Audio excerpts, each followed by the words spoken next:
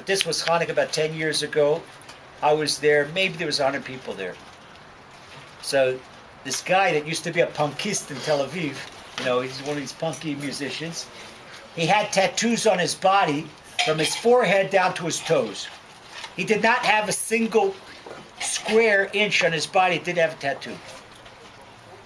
So he happened to be in the mikveh, and one of the zealotous Yerushalmim was in the mikveh too. One of the old-time Hasidim in the mikveh.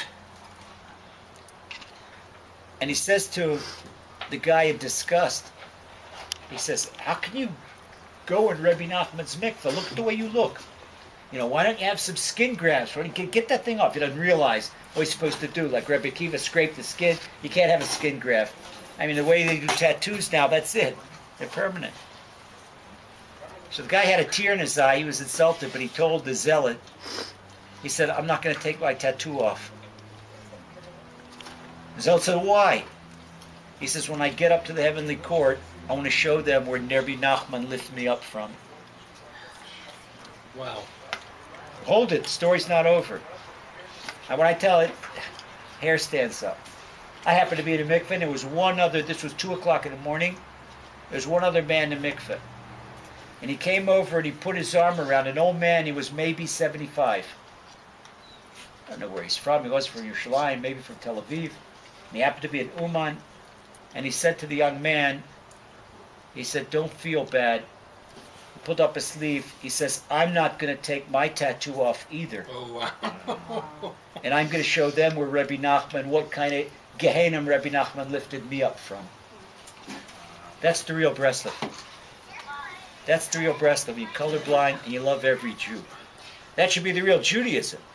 But we stop and think, it's 2,000 years and we're still in diaspora. We're still in Golis. What's going on?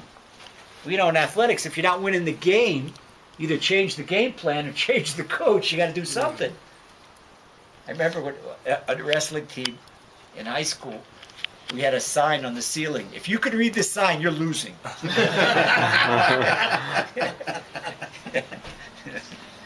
Say, look at the sign. We don't have Beit HaMikdash. We got to change something.